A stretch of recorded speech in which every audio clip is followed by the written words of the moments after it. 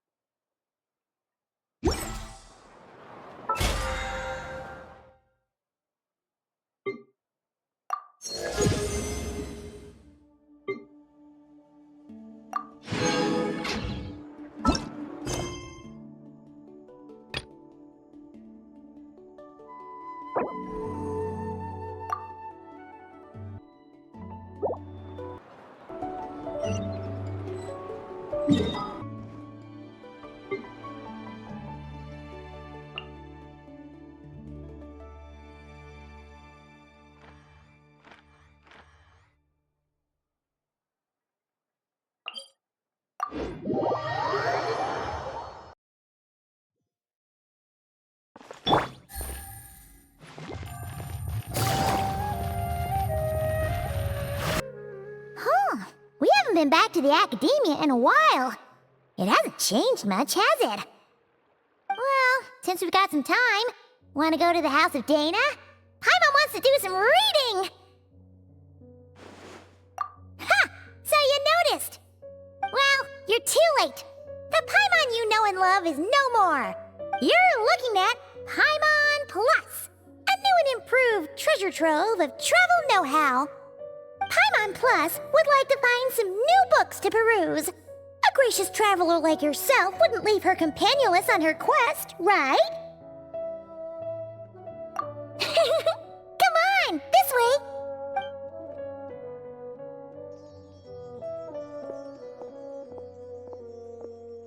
Oh hey! It's Kaveh and Cyrus! Wonder what's going on. Let's go see! Well, you know what they say? Learning is a lifelong quest. Which means there's always another chance to read a book. But you never know when the next chance to reunite with an old friend will come along.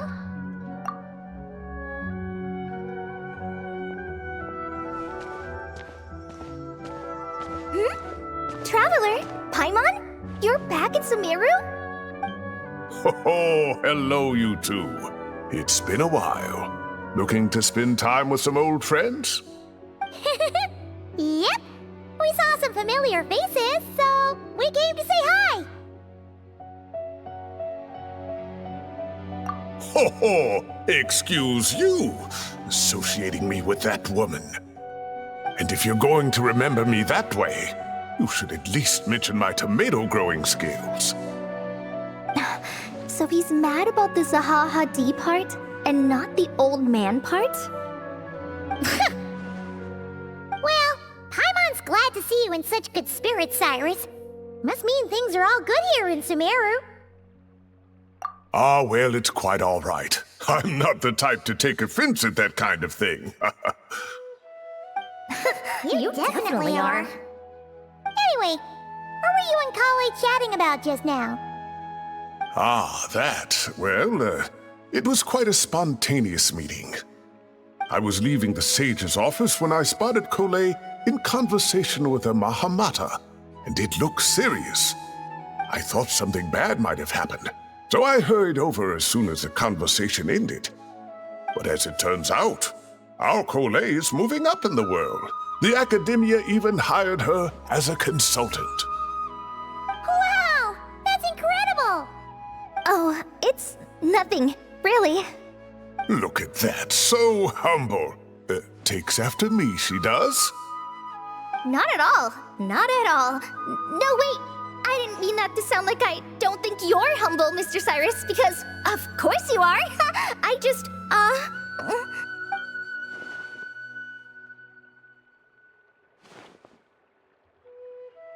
Oh, well, I wouldn't even call myself a consultant.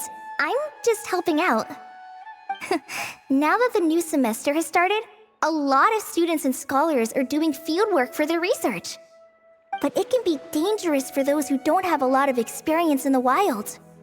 So, the academia is planning to establish an agency that provides guidance on outdoor survival and rescue for people who need it.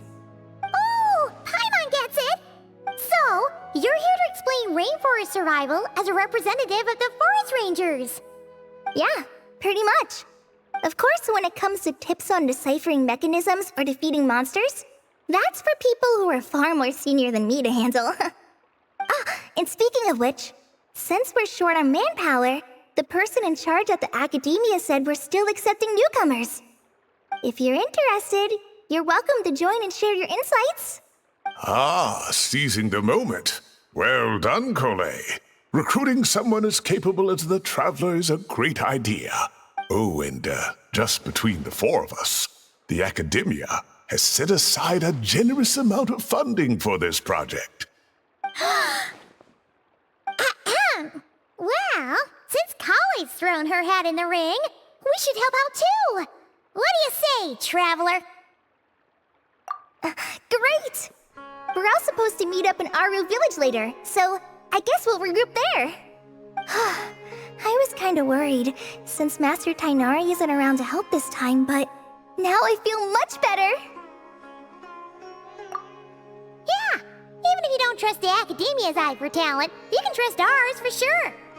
And mine, of course. I have as good an eye for people as I do for tomatoes. Well, there you have it. Thanks, everyone. Oh, speaking of Tighnari, how are things with him and the others? Good, thanks. All the forest rangers are doing great. Oh, but Master Tighnari did mention that Cyno and Sethos were heading to Gandharvaville. I'm not sure if it's for work or something else. Huh, knowing them, could just be to play some cards. I'm not sure. Apparently Sethos is bringing someone else with him too. But with my academia commitment, I didn't have time to ask for more details. Huh, well now Paimon's curious. Should we go check things out, Traveler? That's true, and I'm sure they've missed you. Now that is how it should be between friends. Getting together to play cards or enjoy a meal. Yet here I am, stuck with Nephis, who only ever calls to talk about research. Well, I won't delay your reunion any longer. Until next time. Goodbye, Mr. Cyrus. Take care. Alright, I should probably get going too. See you later, guys. Come find me in Aru Village when you're ready. Looking forward to seeing you shine, Kali.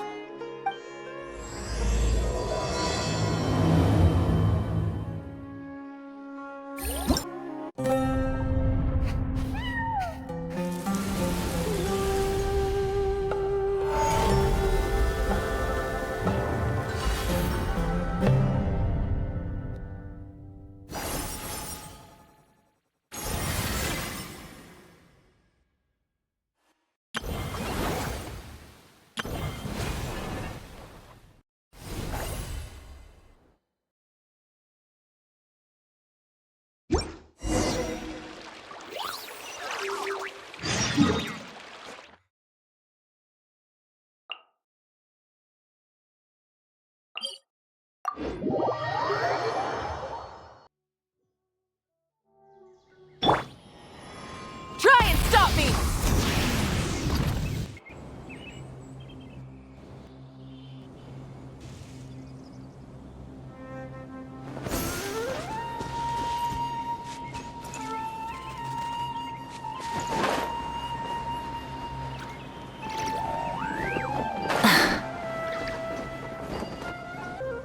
Tighnari's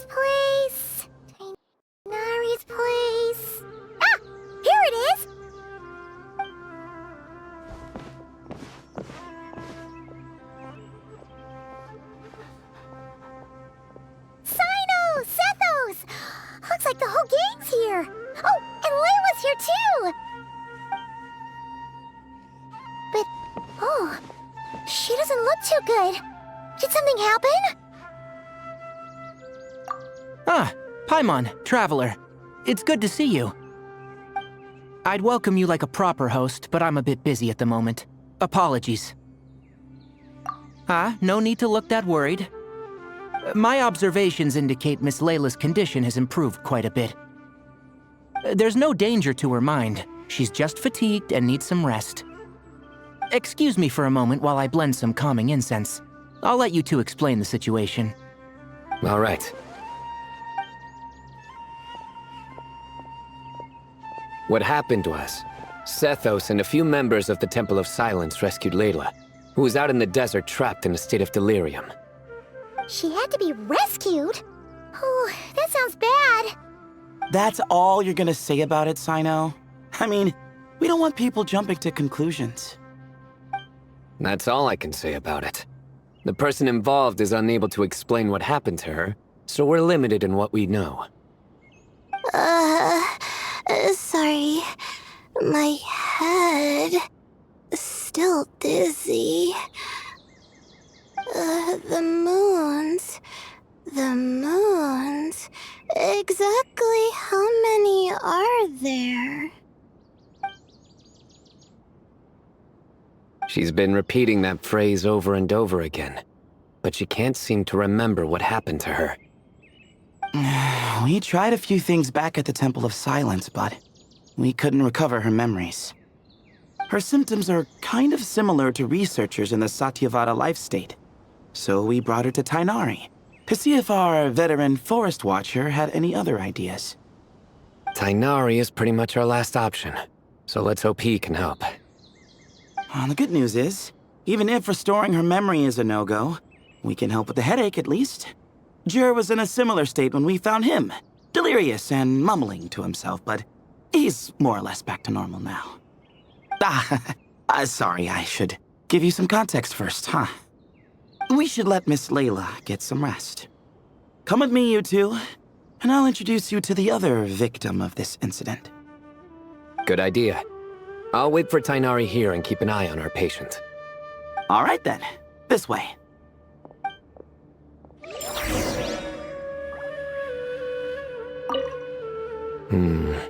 Something strange is going on.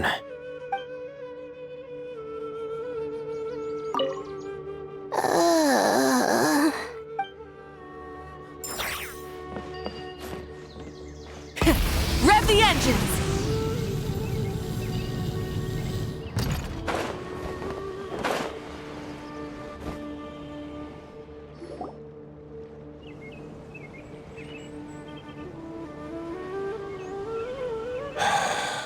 Who did the Ajalenok not offend? I just don't get it. Hey, Jer. Still musing about Ajalenok nuts, huh? Want me to have Cyno come over and tell some jokes? Might help distract you. No. No need. I'm done. Don't encourage him. Well, sorry for interrupting the Ajalenok talk, buddy. Next time, just say, Aji, hey, knock! Hold on. So, what's the deal with the Ajalenok nuts? Other than the bad Cyno jokes. We'll get to that. But first, introductions are in order. This is Jer, a member of the Temple of Silence. And you remember the Traveler, right, Jer? Of course. I'd never forget a participant in the Rite of Duels or the hero who saved Sumeru. Awesome. Could you go over what happened to you one more time, Jer? Our valiant hero is gonna help us get to the bottom of this. Might as well join since you're here, am I right? Just hear him out. You're gonna want to uncover this mystery once you do. I bet on it. Well, I was on an expedition in the desert not too long ago, when I got caught in some quicksand. Later, it became obvious it wasn't normal quicksand because instead of sinking to my death, I fell into an undiscovered ruin. In my panic, arms and legs flailing about, I suspect I touched some things I shouldn't have. Because in that brief moment, an enormous amount of information came surging into my mind. I would hesitate to even call it knowledge, because my brain had no capacity to process the information. To use an analogy, it would be like trying to stuff thousands of Agelenok nuts into a small water skin without it bursting. Sorry again with the Agelenok nuts, I know. It's fine. We're getting to that part of the story anyway. True. Well, just as I was on the verge of madness, a single phrase broke through the storm of thoughts in my head. It was a man's voice saying, "Don't eat Agelenok nuts." What? I know it's hard to believe, but that's what happened. I was saved by the phrase, "Don't eat Agelenok nuts." I'm not sure. I'm not even certain it was a man's voice. It's hard to remember now that I've been repeating it so much myself. Anyway, the good news is I no longer feel like my head is going to explode. Of course, the bad news is that phrase has been stuck in my head for the past few days. Wow. But doesn't it have the opposite effect? Like, the more you say don't eat it, the more you want to eat it? Yes, that's exactly right. Whoever the voice belongs to, I don't know what his deal is with those nuts. Well, the world's a big place. There's bound to be people who don't like sweet stuff. I suppose. Strangely enough, I'm starting to think the voice belonged not to a man, but a cat. A cat? How?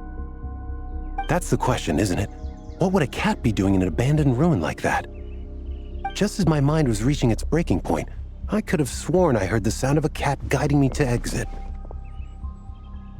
But when I came to, all I saw was endless desert, and Sethos shaking me in a desperate attempt to wake me up. I'll admit, it was pretty terrifying seeing you like that. Staring off into space and mumbling about Agelenok nuts. You sure don't sound terrified. Sorry. It's not that I don't care. It's just kind of hard for rambling about Agelenok nuts to sound menacing. Now, what Layla was saying, on the other hand, that is much creepier. Exactly. The unknown is what breeds fear.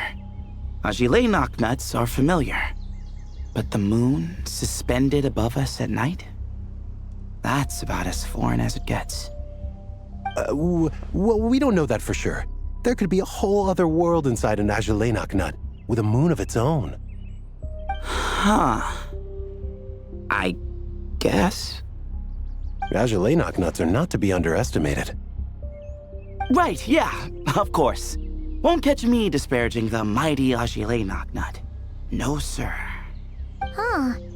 So, a similar thing happened to Layla then? Yeah, I think so. I was in a hurry to rescue Jur, so I put a marker on the incident site so we could go back and investigate. When his condition stabilized, we doubled back around to check and... Exactly. Multiple victims with the same symptoms at the same location. It wasn't hard to conclude that something is seriously wrong with that place. So, after we got Layla out of there, I had the Temple of Silence put up a warning sign at the scene and send patrols to watch the area. Speaking of, Cyno, Tighnari, and I are going to head back there and investigate once Layla is stable. So, as per usual, you're here just in time. That's for sure. But there's another reason I want Cyno and Tighnari involved in this. Because the story doesn't end there. Right, Jer? Oh, yes. Where was I? The Agelenok nuts butted in and I... Right. Yes, the cat. As I followed the cat noises, the voice said something else. So, there are those from Tula who still endure. I thought that was strange, of course, because, well, was the voice referring to me? Records of my ancestry are rather sparse, so I'm not sure if my bloodline even traces back to that place. That's right. The Temple of Silence's place of origin. And the home of Tighnari's people. Plus, Hermanubis, who Cyno and I both share a connection to, was one of the city's founders. As the temple's current leader, if something strange happens in the desert, It's my job to get to the bottom of it. But it turns out, a lot of people have a horse in this race. And I'm not leaving any of them out. See? Knew you'd join. But yeah, that's all we know about Jer's situation. Tighnari should be done on his end. Let's head back and check on Miss Layla.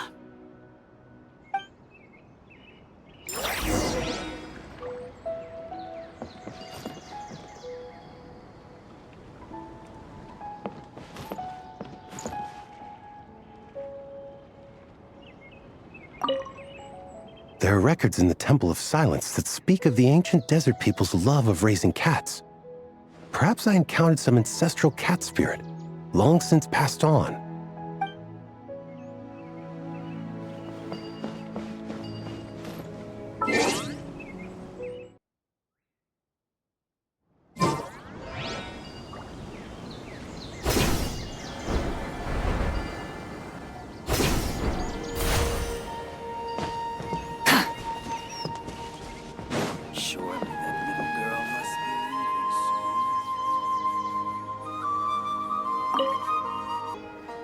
How are you feeling? But don't speak if it's too taxing. It's fine. I'm much better now, thanks. I feel like I haven't slept in 2 days, so pretty much back to normal. Whoa. That's your normal? Traveler, Paimon, I thought I heard your voices earlier. Oh, and, I'm sorry. Huh? You don't have to apologize. You didn't do anything wrong. No, I just mean, I think I'm about to disappoint you. My head was kinda muddled earlier, but I still heard your conversation. I know you're trying to figure out what happened to me, and I want to help. But, I really don't remember anything. Does your head still hurt? No, I feel fine. The incense you made helped a lot. I'm still hearing those words in my head, but other than that, I'm okay. It's just, all I remember are those words. Everything else is a total blank. One moment I was heading to the stargazing point I'd calculated, and the next, I was on my back in the sand. The same phrase playing over and over again in my mind. How many moons are there in the sky? Sethos, did your friend Jer suffer from memory loss too? Not really. His memories are blurry, but there aren't huge gaps like this. He remembers touching something. Someone talking, a voice mentioning Tuletula, and hearing a cat lead him to the exit. A cat. Did you hear it too? Huh? Now that you mention it, I think so. It was so soft. I thought I was imagining things. Which means, at the very least, what the two of you experienced while escaping the ruin is consistent. A single sentence repeating in your heads, and the faint sound of a cat. Still not a lot to go off of. Agreed. Oh, is your head hurting again, Layla? No, I was just thinking. Maybe my memories are blank because I was sleepwalking at the time. Sometimes, my friends and classmates tell me about things I don't remember doing, or places I don't remember going. I don't talk about it a lot because, well, Oh, I don't even know how it happened. But I don't want my personal circumstances clouding your judgment. So I, just wanted to mention that. Ah, I see. Well, thank you for telling us. But I don't think we need to dwell on that for now. We're gonna check out the site of the incident for ourselves, so that should help us come to our own conclusions.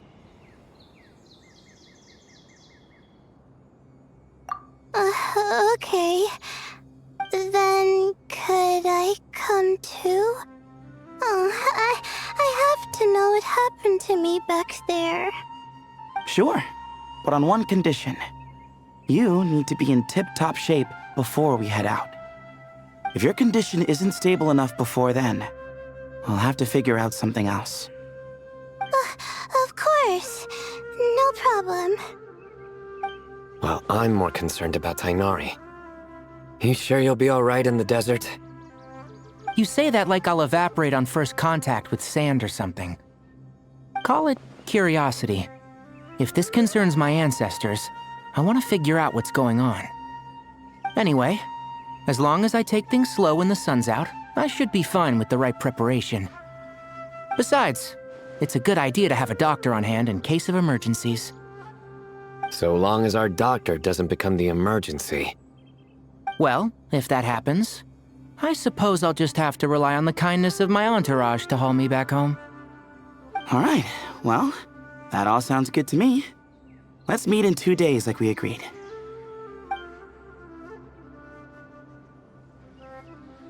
Jer and I are gonna head back to the Temple of Silence to do some research in the meantime. See you in a couple days. Sounds good.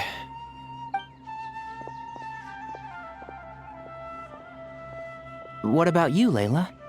If you feel like you need more rest, I can arrange a room for you to stay in. No need. I've asked enough of you as it is. Besides, I feel a lot better. I should make it back to my dorm, no problem. You sure? Don't push it too hard, or you might end up sleepwalking along the way. Don't worry, I'll be fine. I have other things I need to do anyway, like letting my advisor and classmates know that I'm fine, adjusting my stargazing schedule, things like that. If I don't get it all done, I doubt I'll be able to sit still, let alone stay here and get some rest. I'm not so sure that's... a much better idea. Thank you, Traveler. Of course, if anything starts to feel off, come back for a checkup right away. You'd better listen to him, Layla, or he'll feed you tasteless slop as a punishment. Punishment? You're the one who caught a cold. You're supposed to eat light when that happens. Besides, with your nose stuffed up like that, you couldn't taste anything to begin with. Huh. Is that so? And here I thought it was an in-taste-to-no issue. Should have seen that coming. You're off the clock, so now it's time for puns, huh? Oh, brother, not this again. Don't worry, Paimon. I understand. If you want me to stop, then Then? you'll have to call a plumber. Tell them someone's gotta pipe down. This is getting more insufferable by the second. Put a sock in it already, please.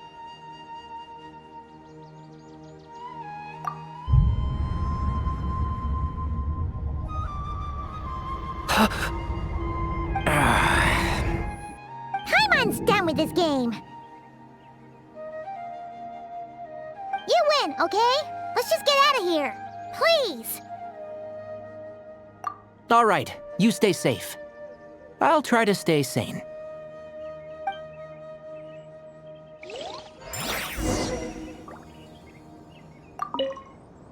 It seems your jokes have improved with practice, Traveler.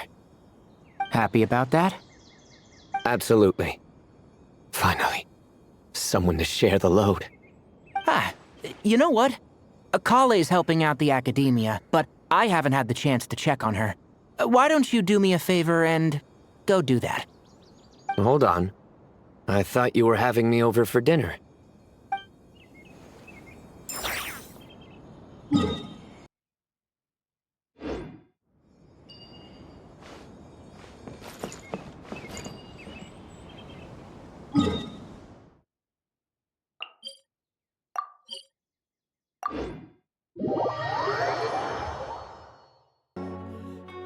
Moons. Azulinoc nuts. Moons. Azulinoc nuts. Are the moons going nuts? Oh no! Looks like Paimon's caught the brain bug too! She can't stop thinking about those two things! Oh, Paimon's gotta clear her head. But how? Aha! Got it! The cafe over there! Why don't we head over for a quick pick-me-up?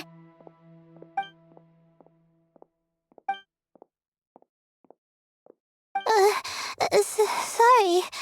I feel kinda tired all of a sudden. Wait!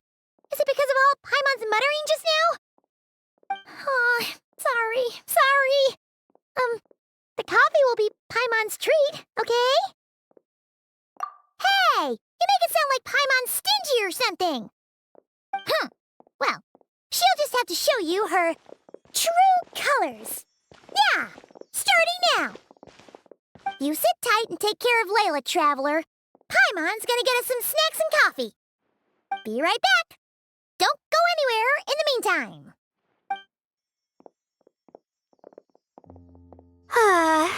She's pushing herself again as always. Saw right through me, huh? I apologize for the sudden emergence, but I didn't have any other options. Well, that's true.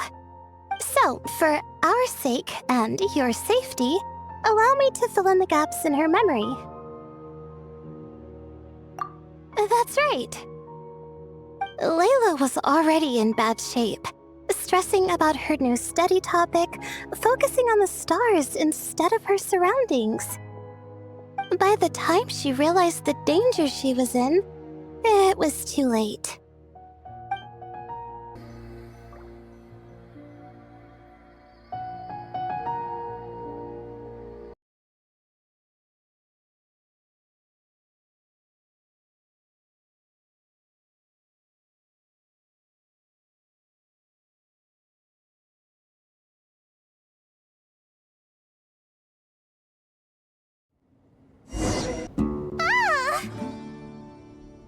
Quicksand near the ideal viewing spot? Wasn't expecting that. Looks like Layla's been under a lot of pressure lately. She hasn't been paying attention to her surroundings. But why would quicksand lead to a place like this? Well, all in all, looks like a common desert ruin. Guess there's nothing to do but try to find a way out. Oh, Layla, what have you gotten yourself into this time?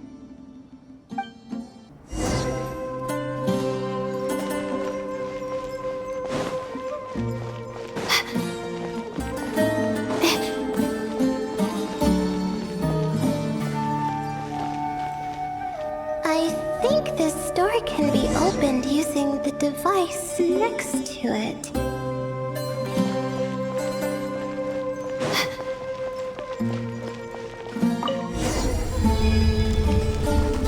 Just like I thought.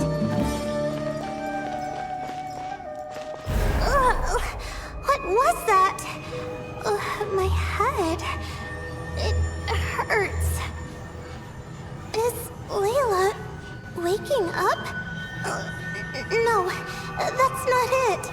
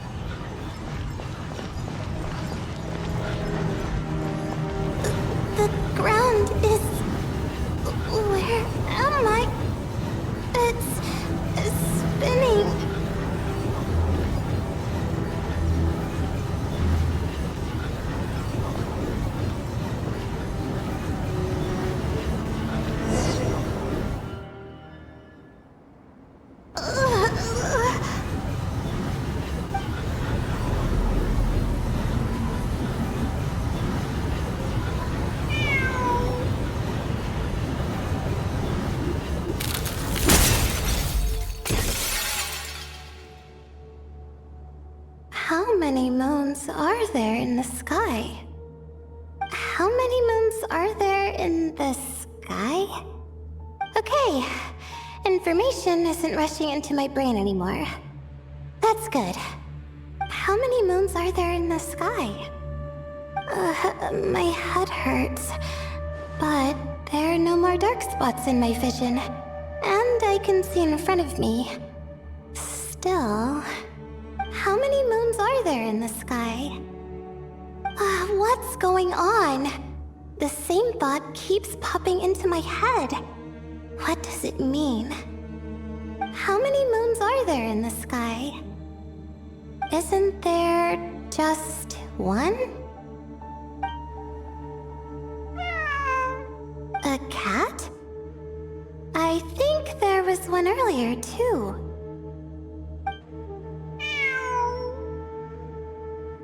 I'm not hearing things. It really is a cat. But what is it doing here? How many moons are there? No! Stop it!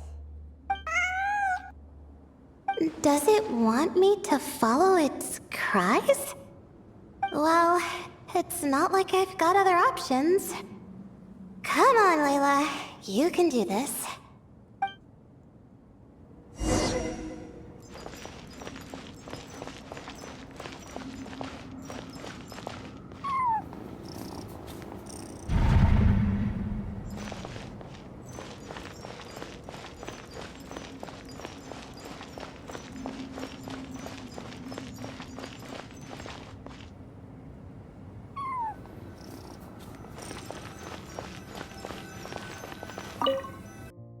And so, I followed the cat's cries to find my way out. It was quite a kind creature. It didn't even leave until the other me started to wake up. Thinking back, it all started when I touched that device. I've heard fellow students talk about it before, how the desert is full of objects that do strange things. Sometimes it's just a minor inconvenience, but other times devices like that can cause massive trouble. Of course. I forgot how much adventuring experience you have. Still, carrying an umbrella doesn't mean you can't get soaked, so just be careful and stay away from unknown devices. No need to thank me. You and Layla are about to head into dangerous territory together. You need to be safe so she can be safe. Well, I think that about sums it up. And just in time. Your coffee's here. Traveler! A little help over here?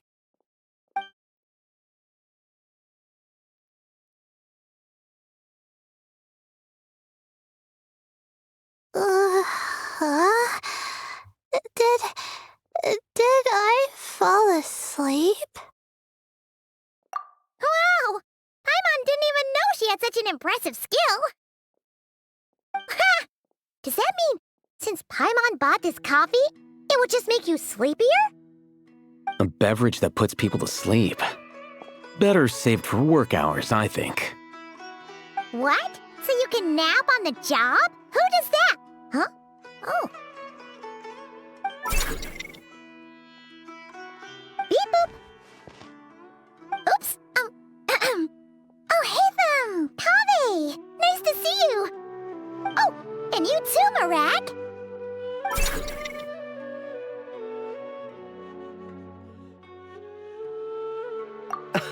Sorry. Hope we're not interrupting anything. Miss Layla, you don't look so good. Is everything all right? Oh, I'm fine. I was sleeping just now, so I'm still a bit... Ah, I see. And we woke you, didn't we? I'm sorry. We shouldn't have been so loud. No, you didn't. I didn't mean it like that. Sorry.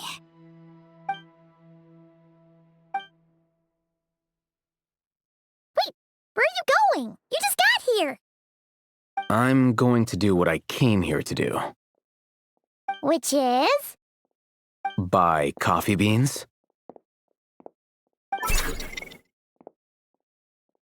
Huh? You're going too? Marak! Fine. Run off with him. See if I care. Well, looks like I get you to myself.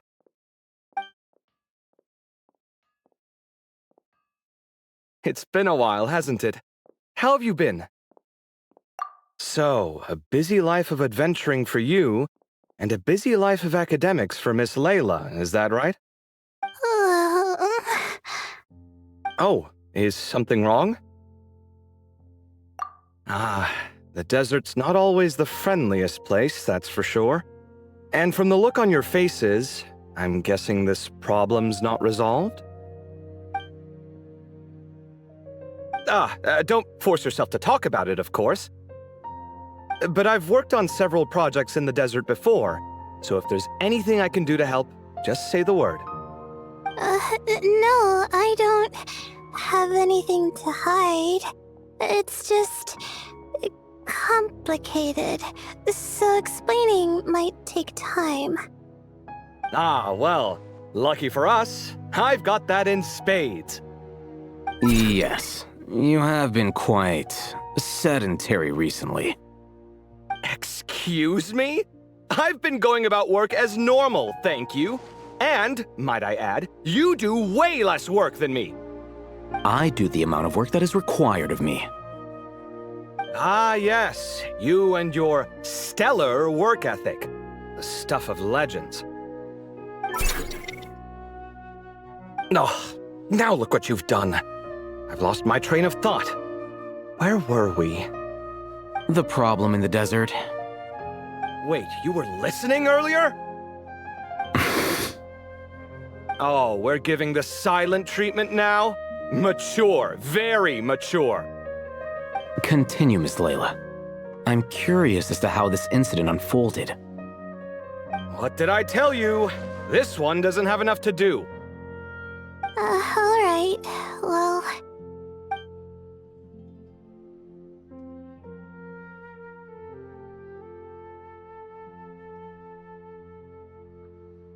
Could you still use some extra hands on this investigation team of yours? Huh? You want to join, Mr. Kaveh? That's right. I think my experience studying desert mausoleums could be of some use here. Alhaitham's expertise in ancient languages could be helpful too. Besides, I consider you all to be my friends, and friends are supposed to help each other out. Wait, I'm involved in this now? Oh, please, I know you. Half the battle was over the minute you said you were curious. We couldn't stop you from joining if we tried. Well, you've got me there. Besides... this suitcase of yours has been jumping at the chance to volunteer for a while now. I imagine... You imagine? Mechanical life forms might also feel homesick from time to time. Huh. Now that you mention it, Marak's core was a component sourced from the desert. That could prove useful. You're sure you want to come with us? It could be dangerous. Oh, I'm sure. All the more reason to recruit as much help as possible. It's important to count on friends at times like these. Our pleasure. It's a plan, then.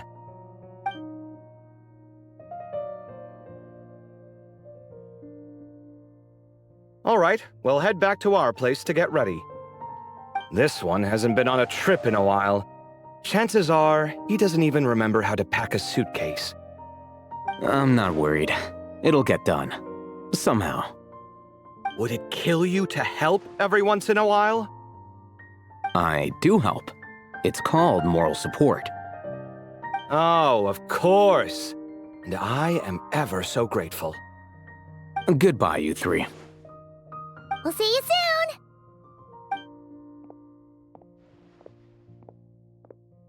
Oh, and Kaveh, your coffee beans! You were too busy glaring at Alhaitham, you almost forgot them.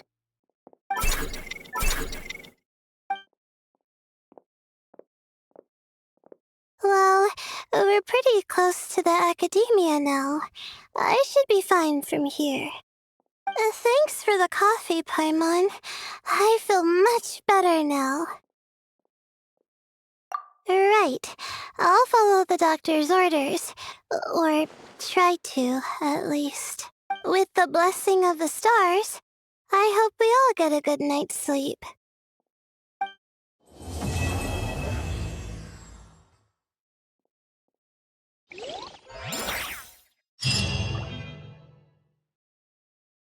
Trust me, just take my word for it.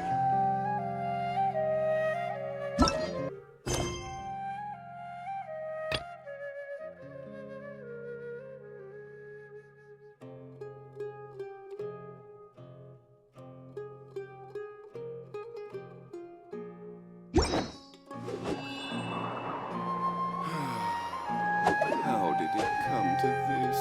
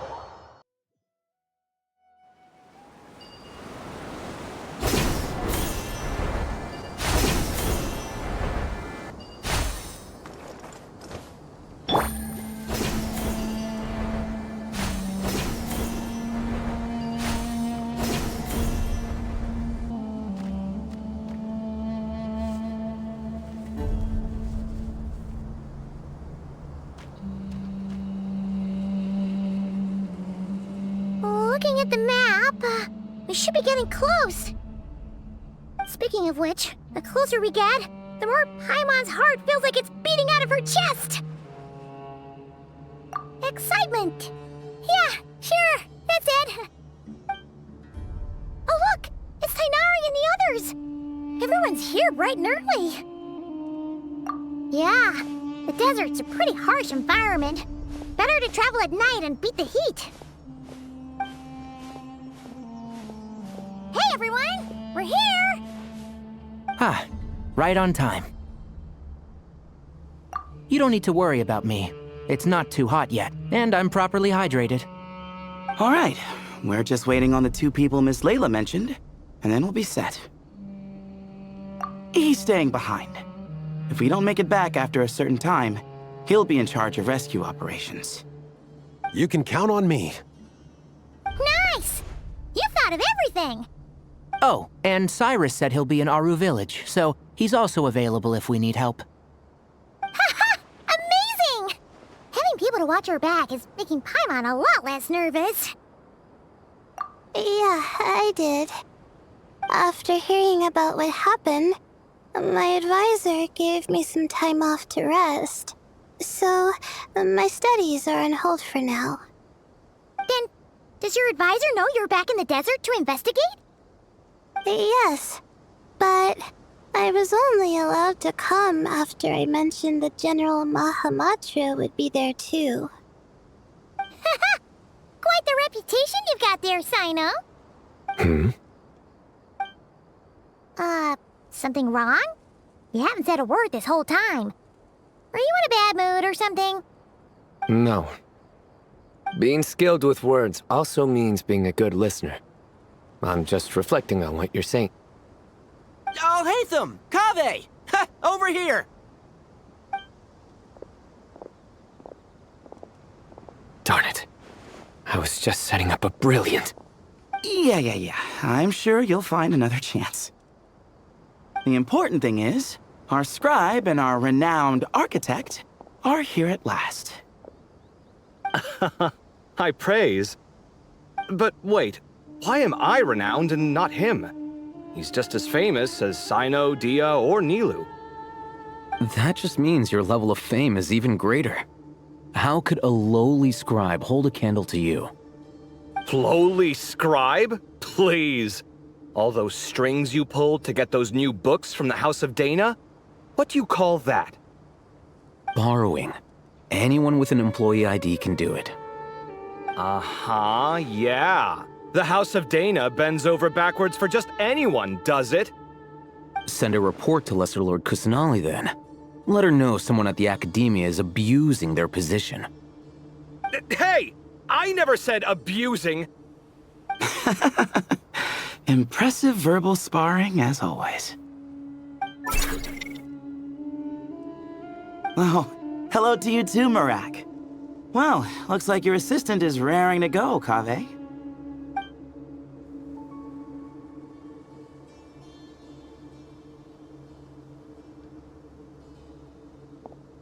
So, I say we get this show on the road. No sense delaying the inevitable. No need. We're in this together, remember? Sure. This is the entrance, yeah? Yes. Perfect. Then, if we're all set, let's get moving.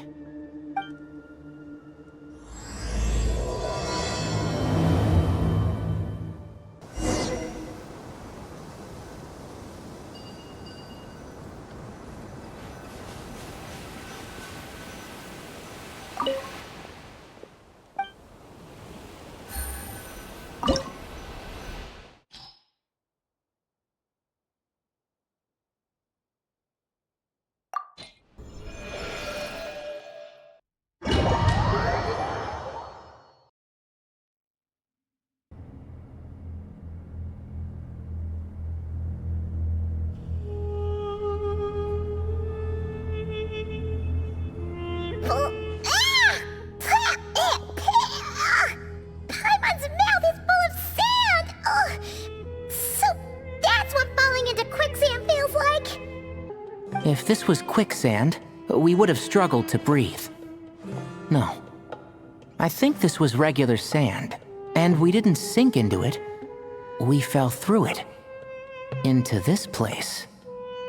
Agreed. In other words, sounds like a you problem, Paimon. Ha, very funny. No, wait, Paimon's the only one.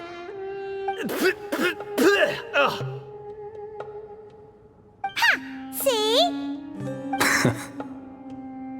What? I'm the only one with sand in my shoes? Yeah, right.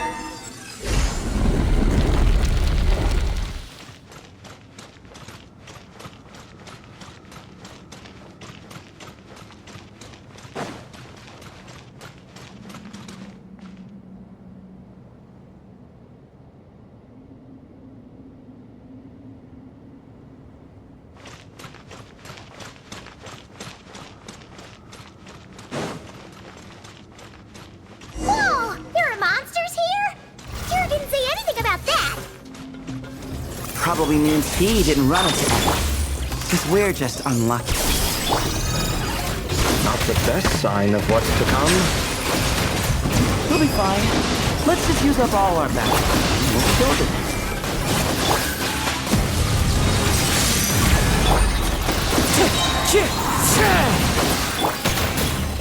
Insulation chain. Silence!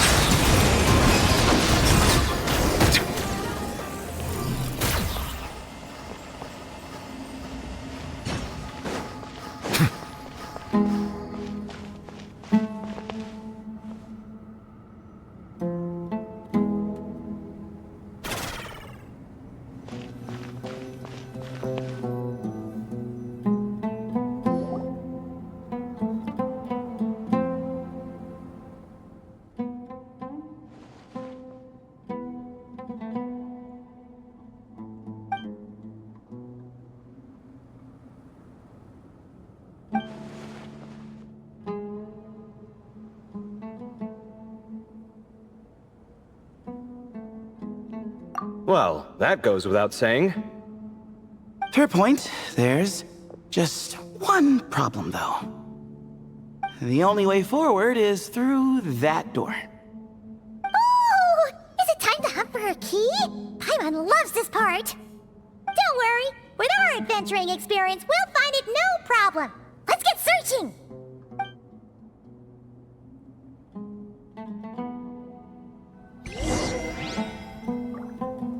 Marak, wait!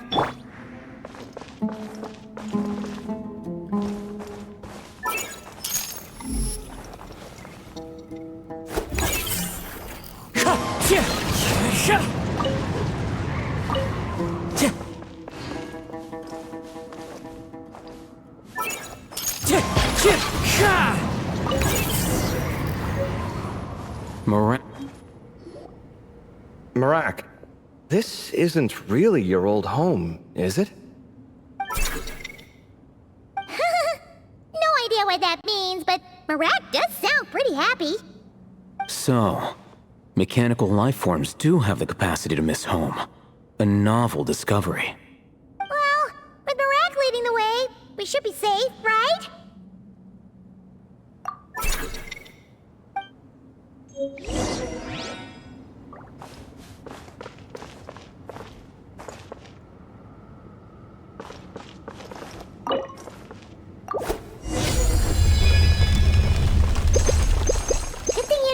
Join, Kaveh.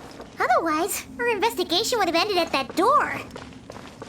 It was nothing that I did. You should thank Marak instead.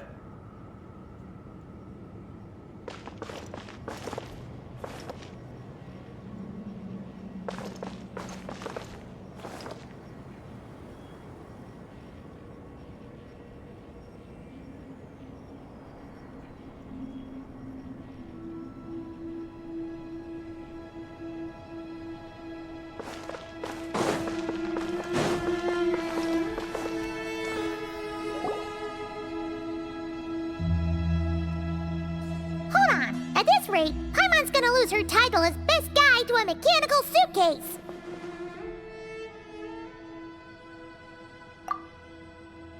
Aw, thanks. Hey, wait. What do you mean, useless? Well, no weird mental symptoms so far. I'll take that as a win. That said...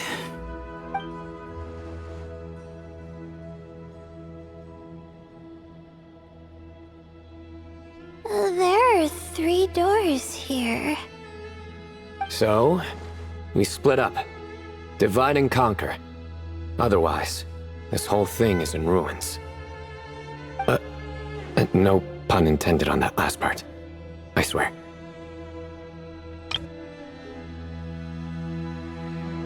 Yeah, that might be our best option.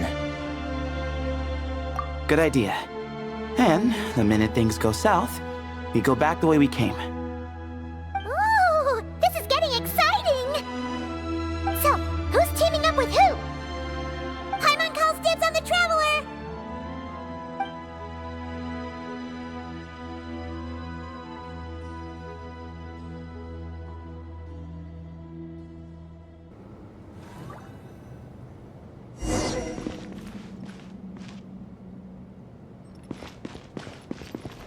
Well, this takes me back. Last time we were in the desert together, the two of you came all the way out here to gang up on me. Oh? Sounds like someone's holding a grudge. Just what I like to hear. If you're still hung up on that last one, just name the time and place, and we'll have ourselves another thrilling... duel. Huh. What's with the awkward pause? Were you expecting me to stop you from saying something stupid? You two can have 1,000 duels for all I care, after we're done here. For now, focus on the task at hand.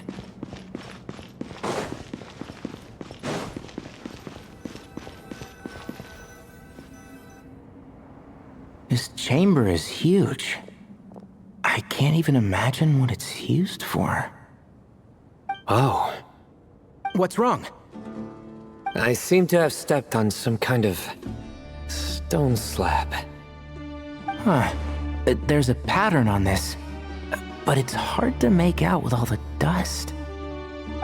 Huh? Look! The shape seems to match the markings on the ground over there. Let's slot it in and see.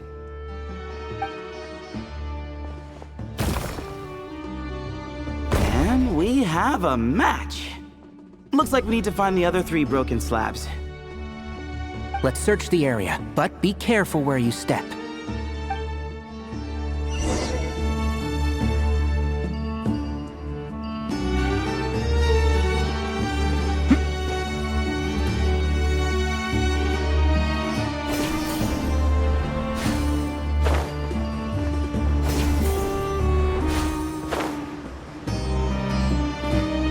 Ooh, got one! Ouch, but watch out. The edges are kind of sharp.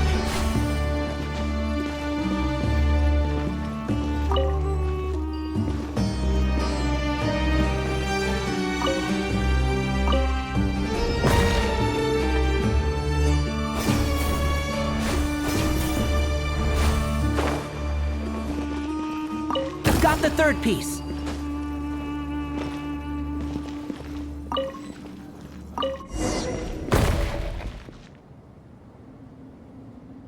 We just need one more. Huh. Look! A cat! Could it be the same one Jer mentioned? I don't think we need to worry about startling him. He doesn't seem afraid of people. Yeah. If anything, it seems like he wants us to follow.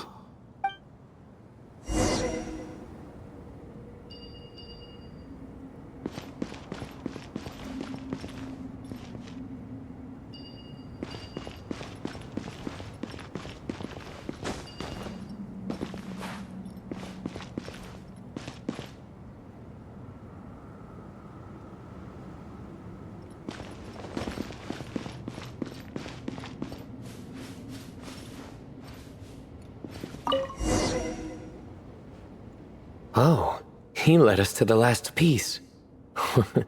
Who's a good kitty? I never thought I'd hear you say something like that. You've clearly never heard how the professor talks to his tomatoes, then.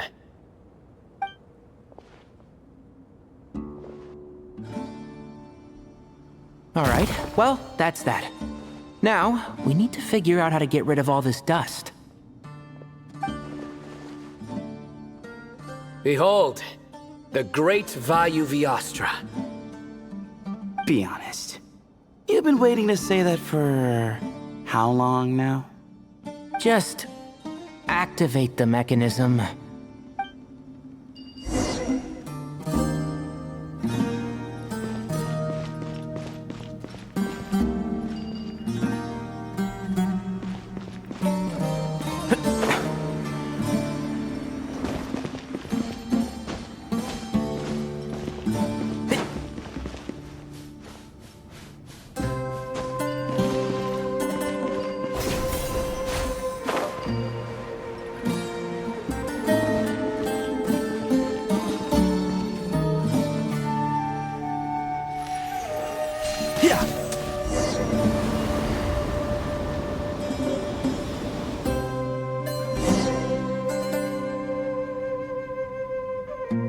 Huh, it worked.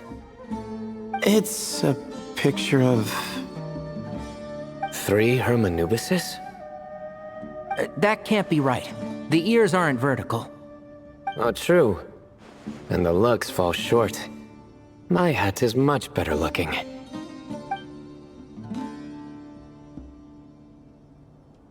A goat, an ibis, and a crocodile. Oh, wow. Our botanist knows more than just plants. Riveting observation. I was just thinking. These 3 figures look a lot like the 7 pillars of King Deshret. That's right. These are our colleagues. Our what now? You sure about that? Just kidding. But what I meant by that is, these were Hermanubis' colleagues back then. The middle one is the Goat King Hereshef, Minister of Ministers, the god Amun's most trusted chancellor. Records say he was the deputy king of the Desert Sands, chief among the 7 pillars. Someone even more impressive than Hermanubis? I wonder if that ever got his goat. Sorry, couldn't resist.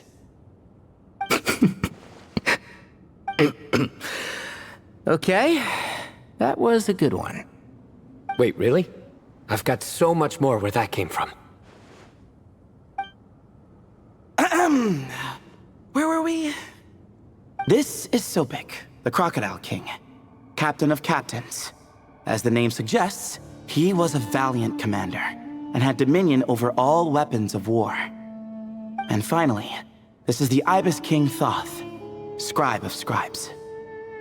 Your memory's pretty impressive. I bet you're almost as good as me at memorizing cards. A scribe? Did he manage archives then? Like Alhaitham? Wait, that's all Alhaitham does? I never knew being an academia scribe was such a cushy job. Well, that's how his friend put it, anyway. But it does seem like he has a lot of free time. Well, I don't know much about the academia, but I'm sure the Ibis King had more responsibilities than that. The temple's records say he represented the wisest aspects of King Deshret, inventing the desert script and arcane arts at his king's command. He must have been quite the impressive man then. Or creature, depending on how you look at it. Still, why are these 3 the only ones represented here? What about the other pillars of King Deshret? Maybe because the 3 of them were extra close? Huh. Kinda like us. Oh yeah! Maybe we should have someone inscribe us on a commemorative stone slab too. Or we could just take a picture. It would serve the same purpose. Anyway, no more distractions. Huh. Doesn't it look like there's writing carved into the corner? Huh. There is. And it's in the ancient desert script too. Looks like the Ibis King left you some homework. Give me a sec. I'll try and translate it. The ministers are unvirtuous. The scribes unwise. The captains unworthy. My end is not humanity's end. Hereby bestow upon you all the far side of eternity. Wait, so they went to Aru? It doesn't sound like it was their idea. The far side of eternity is said to be the final land of dreams for all desert dwellers. But if such a place did exist, wouldn't it also be an inescapable prison? Yes, and based on the writing here, it's clear King Deshret wasn't pleased with these 3. This gift he bestowed upon them seems more like a punishment. Such is the power of a king, I suppose. Which means the goat's the one who got in the end. Huh. Yep, not as good the second time. What? Impossible! Well, looks like that's all we can learn here. Should we keep going? Yes, No time to waste.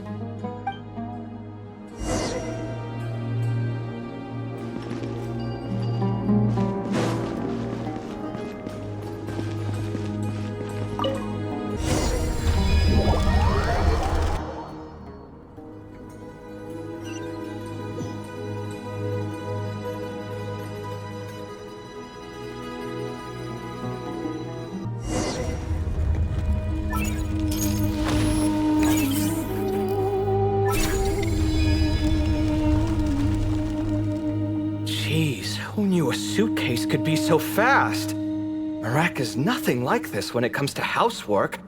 Hey, wait up! A scout's job is to take the lead. Just let Marak figure it out. Easy for you to say. I'll be the one doing the repairs if something happens. Why don't you go scout ahead then? When I think of a comeback, I'll let you know. No rush.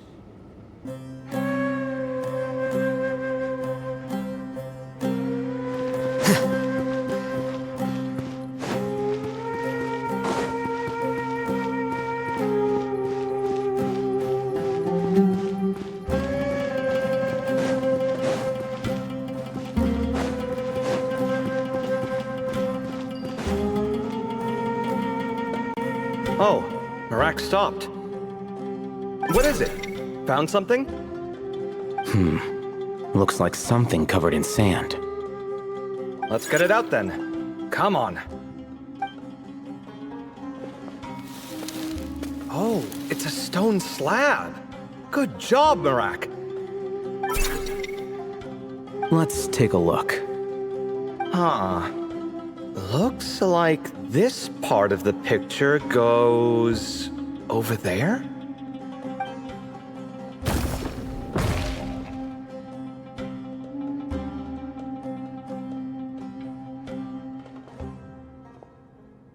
In that case, there must be other pieces. All right, and let's look around. Hey! Why are you sitting down? I thought Marak was helping. Oh, so you do know what that word means. Great. Are we supposed to just sit back while Marak does all the work? No, I doubt you could do that. Exactly. But I can.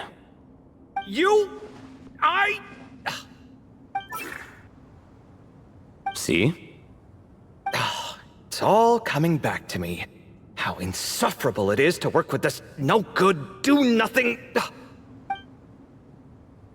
We could be more efficient, I agree. I'll work on this piece. You take care of the rest.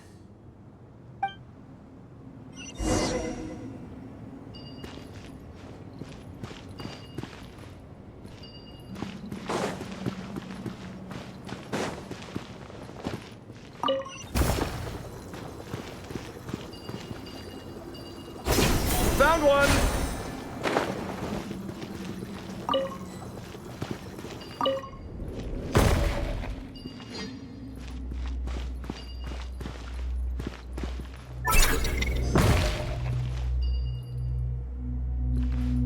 Good teamwork!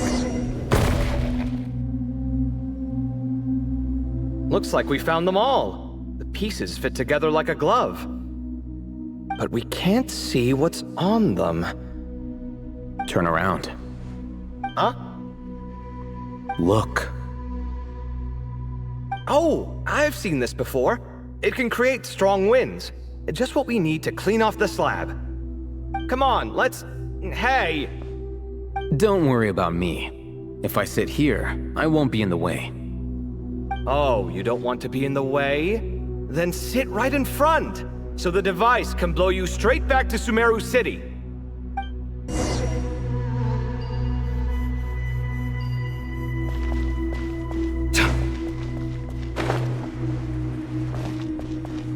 Sight clear!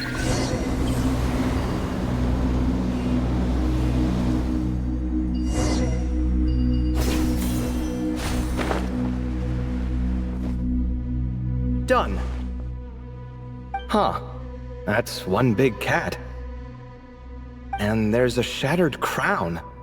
I think it's depicting some kind of story. Look, there's writing too. The Ibis King answered the young noble, granting him the wisdom he sought. But the fragile crown was shattered by lies in the end. Here I leave the name, Gudars. Gudars? I've seen that name in a history book before. He was a young noble who sought to save his realm, and a king who once united the desert. That's right. Although his methods were rather shameful. During his long reign, he betrayed his family and the nobles who supported him, only realizing the error of his ways after his enemies left him nowhere to turn. But by then, it was too late. Seems like a common occurrence across history. Different people, same mistakes. It's an inevitable pattern, destined to repeat itself. The writing mentions the Ibis King, but a cat is depicted here. Does that mean... So far, what's depicted on the slab seems true to history. In which case, this cat is either a proxy for the Ibis King or a manifestation of said king himself. Exaggeration is a common method ancient records use to highlight a being of higher status. And as we know, Layla and Jur both heard the sound of a cat while escaping the ruin. You're saying the Ibis King, one of the legendary 7 pillars of King Deshret, is here, still helping those in need? I'm saying we can't rule it out.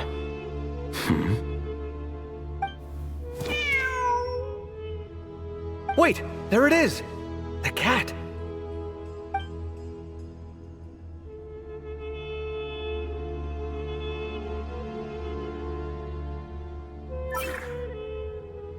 Ah! Marak went after him! The cat's showing us the way forward. Come, let's follow. Okay.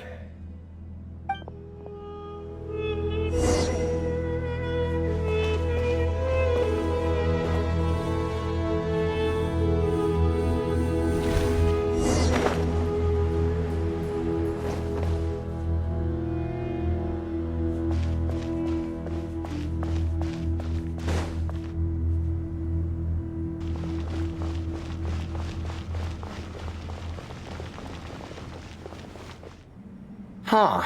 The cat's... gone. Yes, but look where he led us. Oh. Another slab. It looks similar to the last one.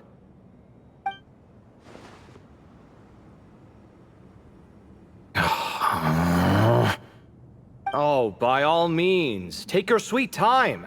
Wouldn't want you to overexert yourself.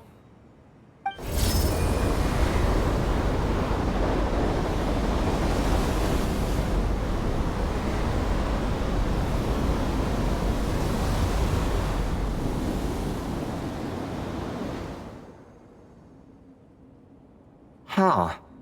The scene depicted here... seems to be a different tale.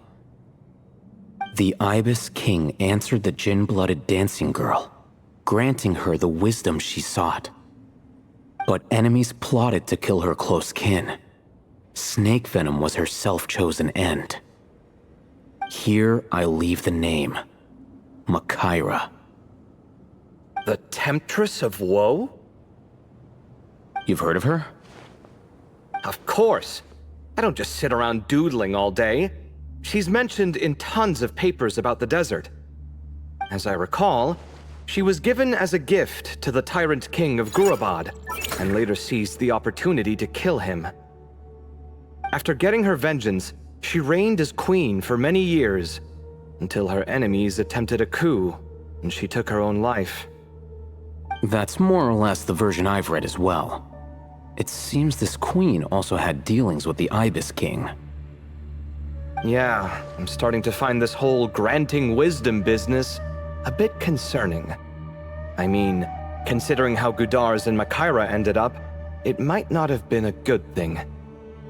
But, at the same time, If the cat guiding us is linked to the Ibis King, then he doesn't seem like a villain either. People are complicated, and the same is true of the servants of the gods, no matter their wisdom or power. Let's reserve judgment for now and keep moving.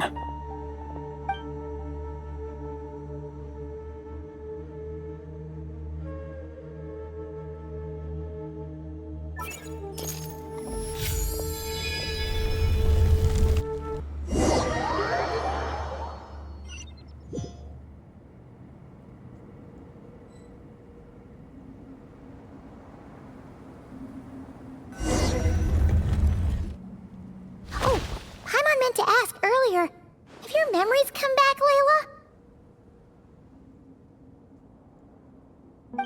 No, sorry. To be honest, nothing about this experience feels familiar. Besides, my focus is the stars, so I don't spend a lot of time exploring ancient ruins. Guess that makes us the senior researchers in this scenario. Stick close, all right, Layla? Okay.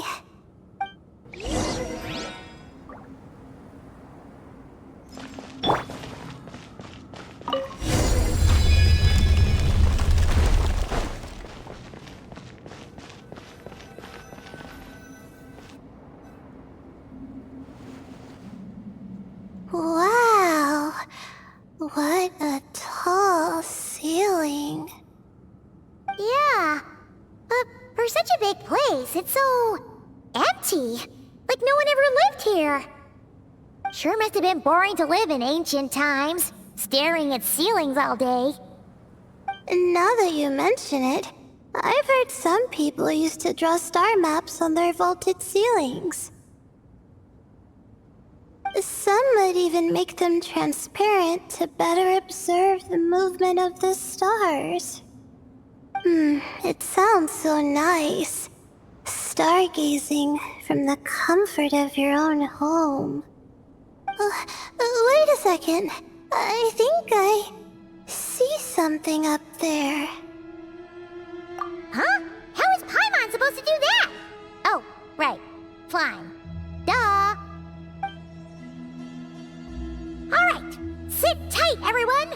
Adventurer Paimon will be right back!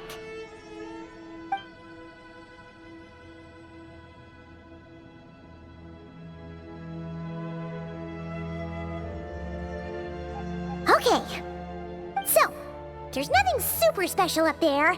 Just a couple of shelves, tables, jars, and scrolls. And a whole bunch of dust, dirt, and sand. You really want to search through all that stuff? Well, when you put it that way... Come on then, let's see what we've got! Paimon's hoping for something super valuable! Thanks. I'll stick close.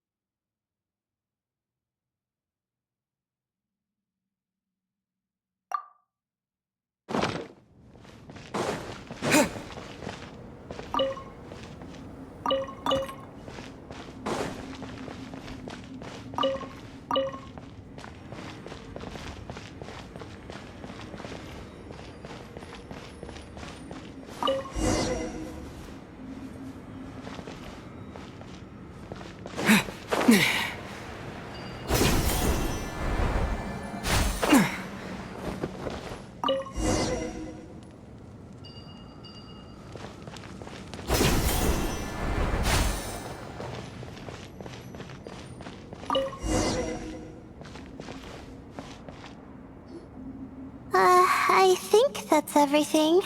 Most of the documents are in the ancient desert script, except these ones. These seem old as well, but the handwriting makes them stand out. Right! Let's arrange them in chronological order before we read through.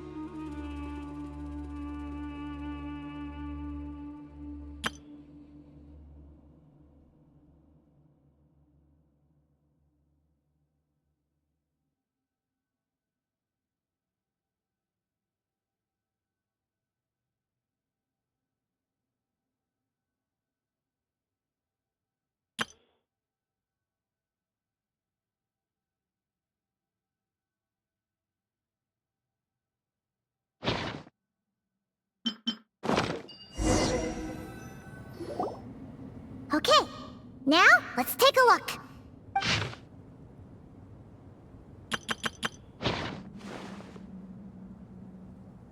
Maybe this person fell in by accident, like Mr. Jur and me. Yeah, maybe. But they don't sound super worried about their situation. So, either this person's an ace adventurer, like the Traveler, or some kind of super optimist. An optimist, huh? Oh, I wish I could be that sort of person. That's right! You're detailed and passionate. Great qualities for an adventuring buddy. This optimist seems super obsessed with exploring every corner of this place. That could have gotten them in big trouble for all we know. Well, I appreciate the compliment. It's almost magical how words like that can make you feel like you can do anything. I only wish that magic could last a little longer. Until I figure out my new study topic, at least.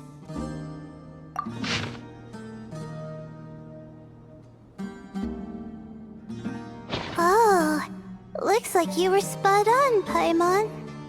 See? Told ya! That's what happens when you don't think things through. And all this talk about seniors and juniors, he was a student just like you, Layla. Whew, he sure talks a big talk for a student, though. You'd think he was some kind of old scholar instead. Huh. What is it? Did Paimon say something wrong? No, not at all. I was just thinking, and this might sound rude, but the way this person speaks is just so... you noticed too. I mean, it's good that he helped treat his companion's wound, but it didn't seem like it was out of kindness. More like he was looking out for his own self-interest, or thought he could get something out of it. I don't know. Maybe I'm reading too much into it. Yeah. If you're both in this dangerous situation together, wouldn't you mention them at least once? If it were Paimon, she would write down the name of every single person she was with. No one would be able to get away. Actually, I find Paimon's approach quite sensible. It makes sense from a safety perspective, too.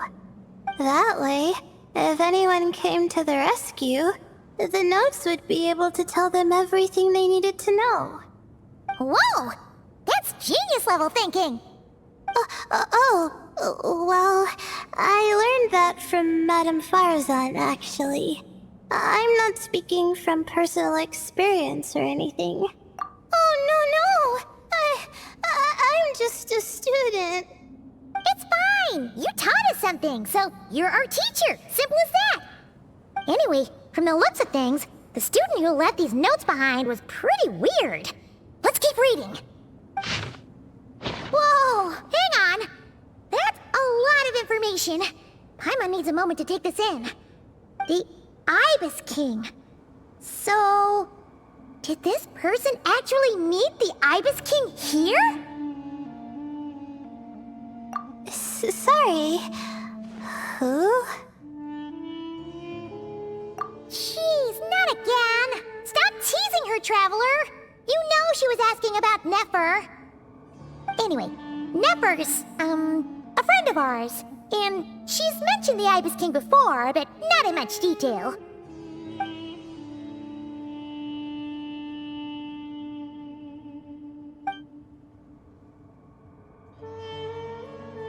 Oh, I see. Well, that's not too surprising. Most people in Sumeru know about King Deshret, and most in the academia have at least some knowledge on the 7 pillars. Legend has it, King Deshret ruled the desert at the head of several wise retainers, guiding their people to pursue the limits of wisdom. He also left behind treasures for future generations, which continue to be relevant in nearly every research discipline. Now, this message indicates this student and his senior were rescued by the Ibis King. But to think it's possible to meet him in a place like this... We don't know when these notes were written, but didn't the 7 pillars disappear a long time ago? Yeah, the notes made it sound like his powers were restricted. Also, the mention of this form? What is that supposed to mean? I'm not sure. Let's keep reading. Oh, this is the last page. There's even a signature at the end. Well, sounds like they made it out. Guess it was a happy ending after all. Wait. But it says, the Ibis King cannot be trusted. Huh. Our friend said something similar. That the Ibis King was a liar. And the notes did make it seem like something wasn't quite right with him. Maybe he wasn't one of the 7 pillars at all, but some kind of con artist. Great, Ibis King! If you heard that, Paimon didn't mean it! Please forgive her! Don't trap us here! I think Paimon raises a good point. Let's keep our guard up just in case. Alright, I think that's all the clues around here. How about we... Oh! It's Marak! That means Kaveh and the others should be around here, right? Hello? Anyone up there? Can you hear us? Yeah, we can! You know, sound travels just fine in an empty chamber like this. You don't have to shout. Of course, if you're shouting to express your excitement at being reunited, by all means, pretend I never said anything. Yelling like this is kinda exhausting. Come on, let's head back down.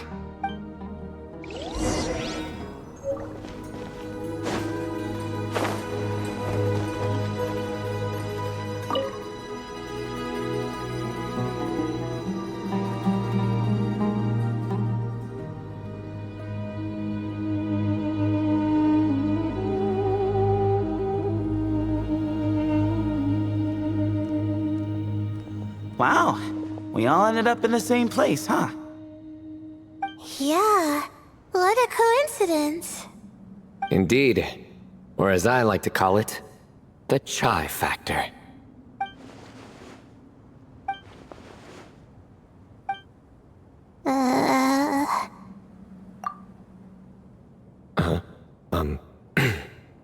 No reply? Just say it.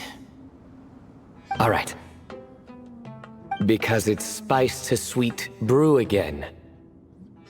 Oh, hey, that's a new version. Wait, what?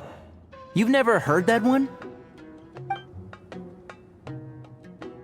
What are you looking for?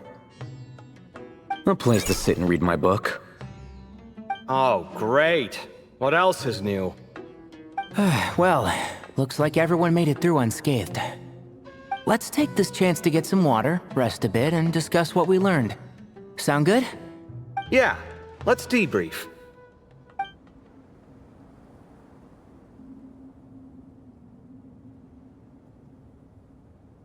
Okay, so we all learned a lot, but it feels like we ended up with even more questions. Yeah, but one thing's for sure. This place is tied to the Ibis King in some way. Hey, Cyno. You're the current representative of Hermanubis. Can you call him up for a sec? Of course. Just let me sense his presence.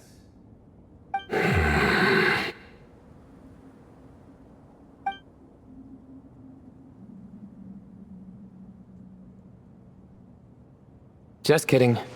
I can't sense him at all.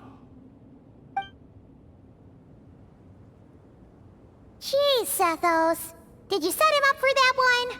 What are you, a two-man act? Sorry, Hermanubis isn't like the Ibis King. He can possess me, but I can't talk to him whenever I want. Oh, truly? Does that mean he's gone? I would have liked to reminisce about old times with him. Ah, the cat! It speaks! Of course it speaks. In fact, it is not an it at all. You do me a great offense. My apologies. Esteemed cats, sir? Oh, this little contraption is still here. Contraption? No, this is Marak. Which means you do his assistant a great offense. Huh? Well, I didn't mean... Well, I apologize. I wasn't referring to this Marak, but rather the thing that operates it.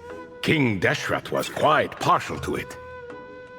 I have forgotten what it was called. It must have had an official name, albeit in the old tongue.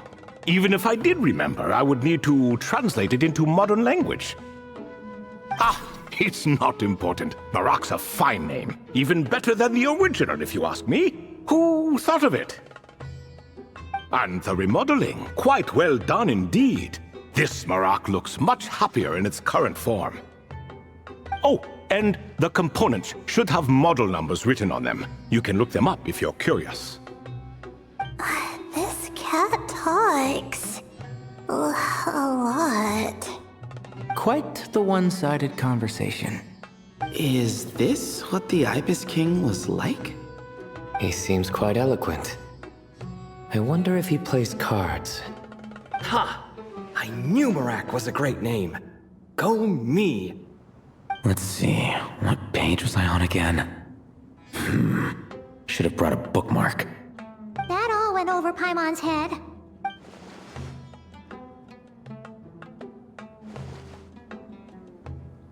Hello indeed. For you to know my name.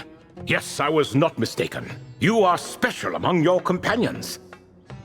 But you are all guests. It is only proper to invite you in. Come then, this way.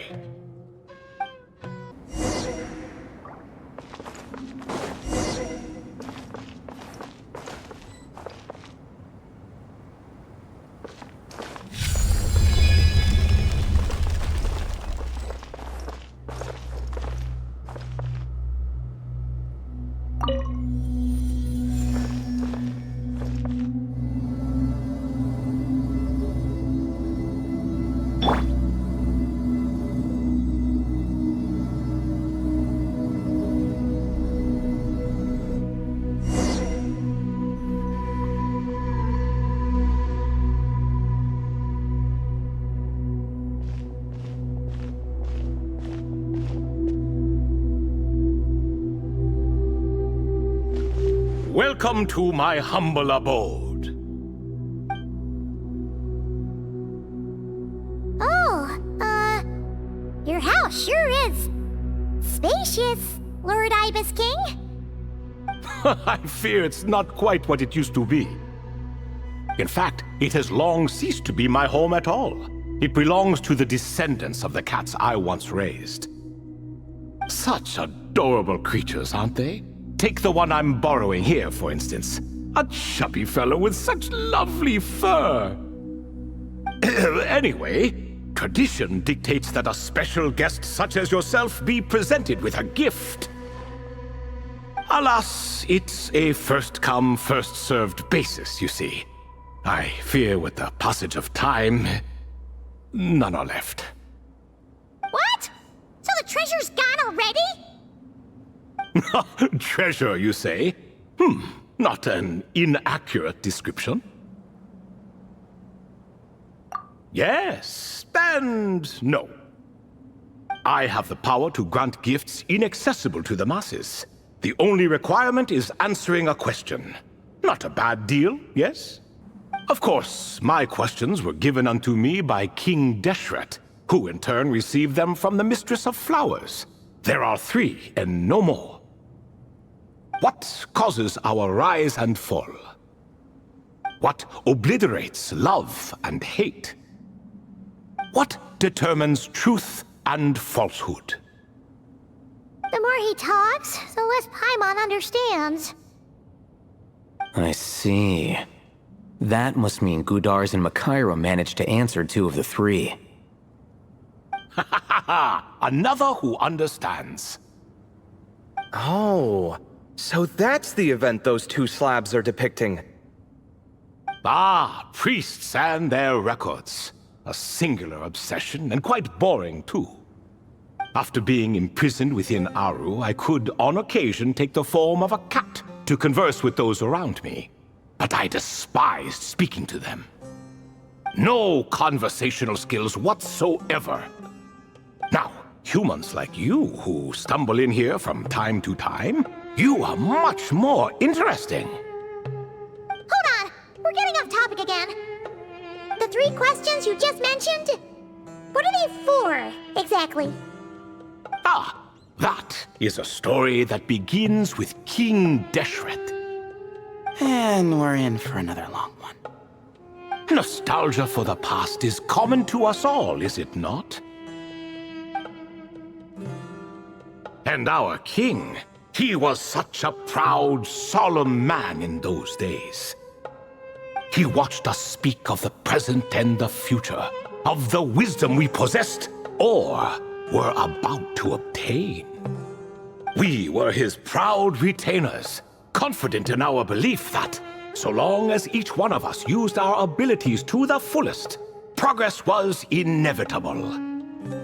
Yet, King Deshret's ambition was not destined to be allowed in a closed-off world such as this, so nothing went as planned. In fact, from the beginning, there were signs an outcome of this nature was inevitable, because although there were 7 pillars, one was forever absent. Al-Ahmar would insist the Dendro Dragon Sovereign was one of us, but the dragon herself rejected that idea. Huh. Like a card you can never seem to draw from your deck. More like a card that was never in the deck to begin with. Alas, that's just who Al-Ahmar was. There was nothing we could do about that. And I always preferred chess to cards. In the end, life grew unbearable for our king. But, of course, those who remain must continue to live on. But subjects like us were less fortunate. After all, the fate of a retainer is decided by the king, including the chance to walk away. So it was then that King Deshret had Kroko, Goti, and I locked up within Aru, where we remain to this day. Kroko. Goti? Ah, of course. You're more familiar with their full names. Sobek, the Crocodile King, and Hereshef, the Goat King. And let me tell you, when it comes to chess, Hereshef was a habitual backseat strategist, always spewing nonsense from the sidelines. Well, Sobek was all too quick to take his terrible advice, to the point where I was the one who got accused of cheating. Chess is an exercise in patience, and that man couldn't sit still to save his life. He could never excel at that game. In fact, neither of them were good at chess. Even so, we played together often, and since I was always the winner, we got along quite well. What are you laughing at? Were we not good friends?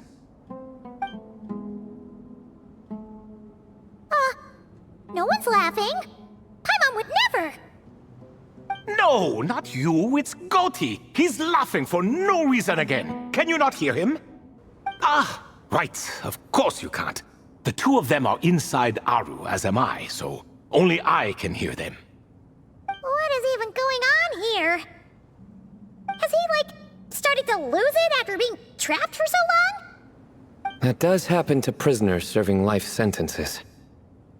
Speaking of which, how's Azar doing these days? I doubt he's doing much of anything. Just what I wanted to hear. What is the meaning of this? You doubt my words? I have half a mind to not talk at all. Oh, no. They're not questioning you, Lord Ibis King, just discussing other things. Please, continue. In that case, where were we? Getting to the part about the 3 questions. Hopefully. Ah yes, we're almost there. Before I entered Aru, King Deshret said I could be released from my eternal seal if I chose humans who could provide the correct answers to those 3 questions. The first person who caught my eye was Gudar's. I asked him, what causes our rise and fall? He answered, conspiracy and betrayal, for it renders the righteous and wise unable to succeed, and thus nations fall. I found his answer quite interesting, so I bestowed upon him the power to deceive. The second human I chose was Makaira. I asked her, what obliterates love and hate? She said unto me, I have nothing left to lose. Vengeance alone can quench both love and hate. I found this to be another fascinating response, so I granted her the power to be loved. But both of them ended up... Now then, young one, riddle me this. Did their answers point to this fate, or was it the power I bestowed upon them that determined their end? I'm just an observer who doesn't understand their circumstances, so I can't answer. A clever reply. I do not wish to comment either. It is all in the past at this point. My only wish was for their answers to be acknowledged by King Deshret's rules, and bring me one step closer to freedom. As for the final person, her fate remains to be seen, so I will not reveal her name. I asked her, what determines truth and falsehood? And found her answer quite compelling, so I bestowed upon her a gift to match. As you can see, however, I have not been freed, so it's clear the answer she gave at that time was wrong. But, alas, 3 people were chosen, and 3 questions were asked. So now all I can do is wait. Wait until her wisdom is in line with the rules set forth by my king. Until she has found the true answer to that question. No wonder there was no 3rd stone slab then. Or perhaps you're just not ready to include her in the story. Though, that might be a generous interpretation. Well, it's not merely because her story remains unfinished. As the remaining priests of this place left, or passed on, there were none left to record the events that followed. Besides, stone slabs are few and far between in the Great Red Sands.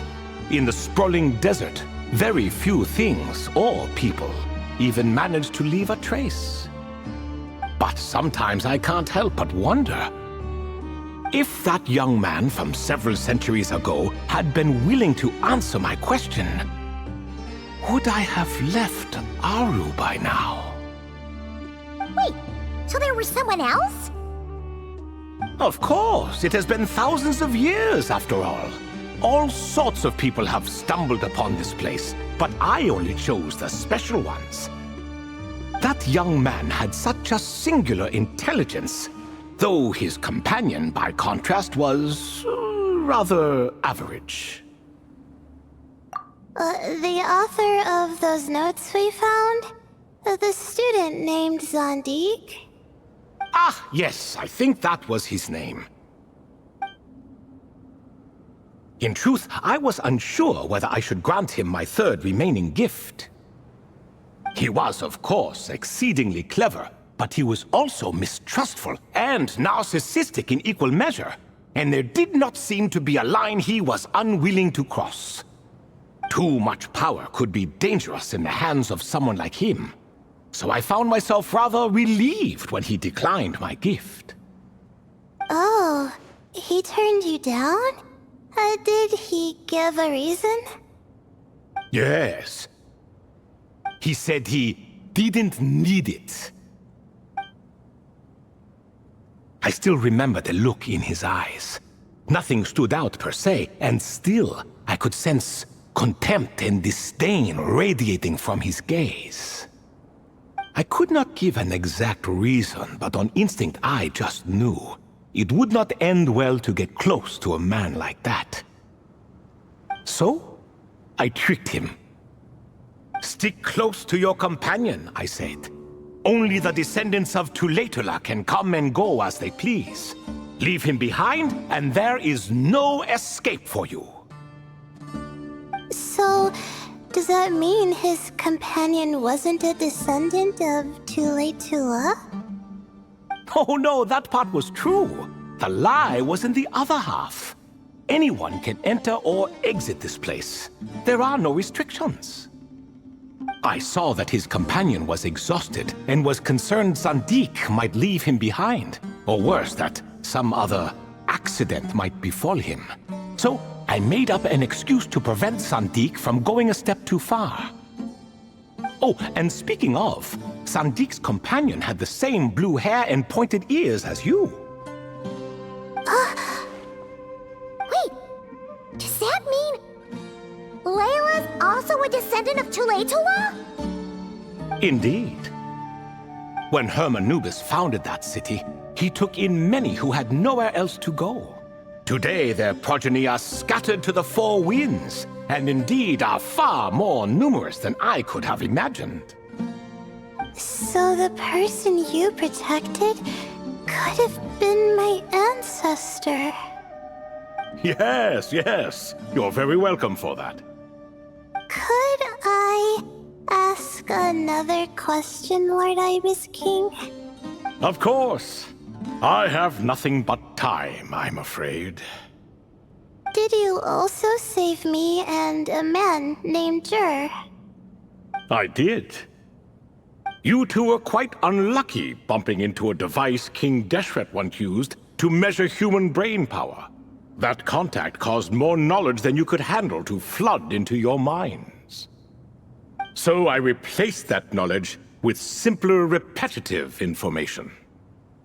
Of course, the side effect being the same thought repeating over and over again in your mind, but that should resolve itself in time. How many moons are there in the sky? Yes, that was the phrase I used in your head. I forgot the other one, though. I believe it had something to do with food. Both were spur-of-the-moment decisions, so no need to dwell on the meaning too much. Oh, I see. Thank you, Lord Ibis King. As I said, young one, you are most welcome. If you're inclined to return the favor, perhaps you could turn off that device so no one else can trigger it? There's only so much a cat's paw can do, So I'm afraid this is something I must leave to you. Or Marak, I suppose. Oh, splendid! Another one bites the dust. Such is the fate of things here. Day by day, little by little, the remnants of ages past fade into obscurity. For that reason, the gifts of bygone eras, be they tied to your blood or technological in nature, are not to be revered. They are tools, nothing more. Disrespectful? I simply make the most of what I have. Besides, our king has been gone all these years. What good does it do to revere him now? Oh, are you talking to the Goat King again? No, Croco this time. He's pestering me for another game of chess. Says he wants to even the score. Wishful thinking, if you ask me. If we counted one push-up for every loss, he'd owe me 300,000 by now. Of course, that's just a rough estimate. I've never kept count. It appears that's something you like. Being someone unable to be defeated. I suppose so. All right then. Time for me to extend my winning streak, and for you all to head home. In truth, deep down, I know even the answers to those 3 questions will not change my fate. But that is for me to reckon with. Go on now.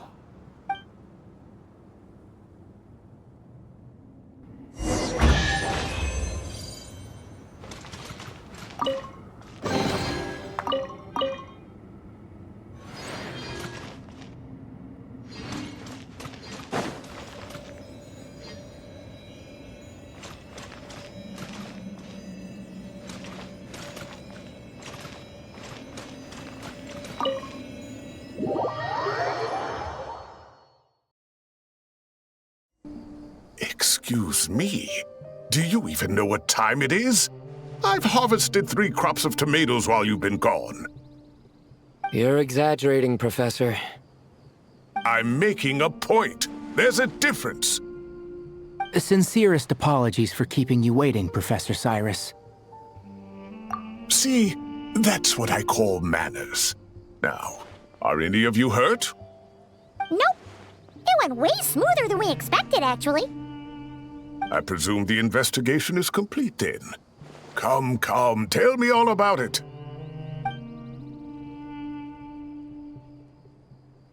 Oh my, did you luck out?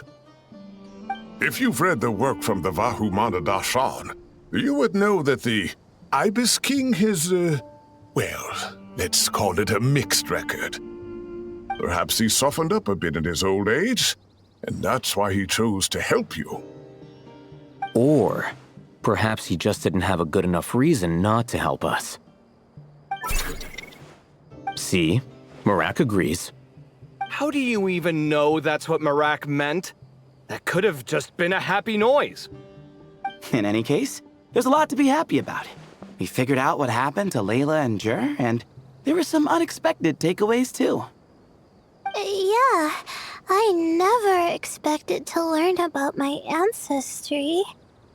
I've always thought of myself as just an ordinary student. I never would have even considered something like that could be true. Come to think of it, our ancestors might even have been friends at some point. Huh? You're right. Maybe I should take a trip back home to see if I can find any records about that. Oh, I was just throwing that out there. I wouldn't want you to go to the trouble. It's fine. My advisor gave me a break, and I still have a few days left, so... Oh, wait. My study topic. I haven't made any progress at all. No. I need to focus on that instead. Right. Couldn't you help her, Professor? Huh? No, I could never. Me, you say? I'm from the Spatamar Darshan, and I don't think that Nephis or Zaha research the stars. All I have to offer are my homegrown tomatoes. Although I suppose it's not impossible. I can ask a few old friends to recommend some interesting topics. You really don't have to. It sounds like a lot of work. Hardly. A few passing questions while we water the plants? It's no trouble at all. Thank you so much. Of course. Now it's getting late, and you all must be tired. Let's wrap things up here. Some say desert nights are the sun taking mercy on us after the heat of the day. So, let's leave while she still feels merciful.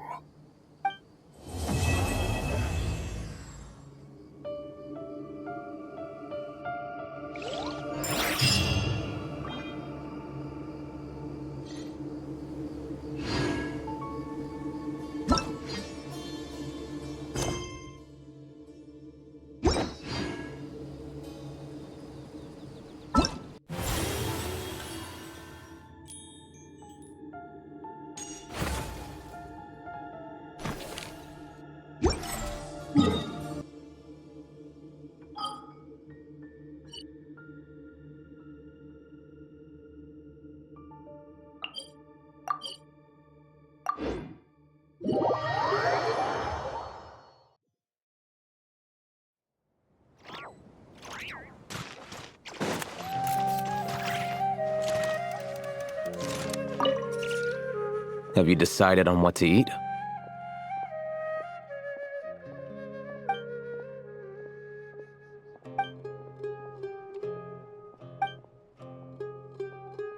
Fine. I'll go ahead and order then. Hey! Wait a minute! So, when you do the thing where you pretend not to hear a question if you don't want to answer, it works like a charm! But not when I do it? That's because you have to use it on the right person. Besides, you really think you can use my own tricks against me?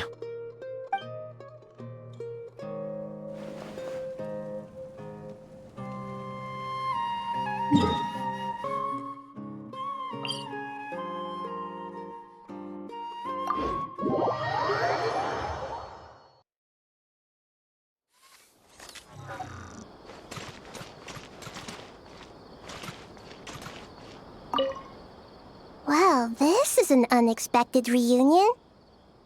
Like, 3 stars of different colors rising in the same sky. What a spectacular occasion! Archon and Miss Nilou from the Zubair Theater. I'm not interrupting anything, am I? Of course not. I'm just relaxing, gazing up at the starry sky. I get a lot of inspiration for new dances when I come here. Oh, I'm also here to get some inspiration. I thought I was the only one who did that. Of course, the inspiration I need has to do with my studies. Well, we might be searching for different things, but in the end, we're both just waiting for that spark to strike. But this time, it wasn't inspiration, but Lesser Lord Kusanali who came knocking instead. How do you know I'm not here searching for that same spark? We must innovate after all, even in dreams.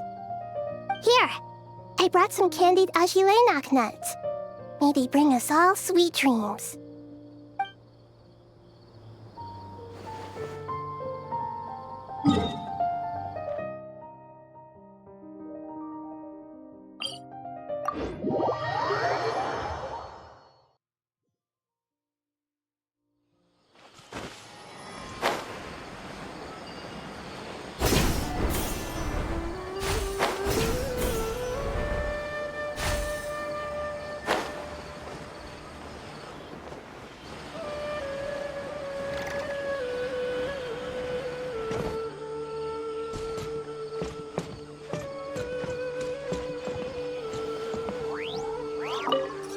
You don't make it out to Gandharvaville often, and there wasn't time for visiting earlier.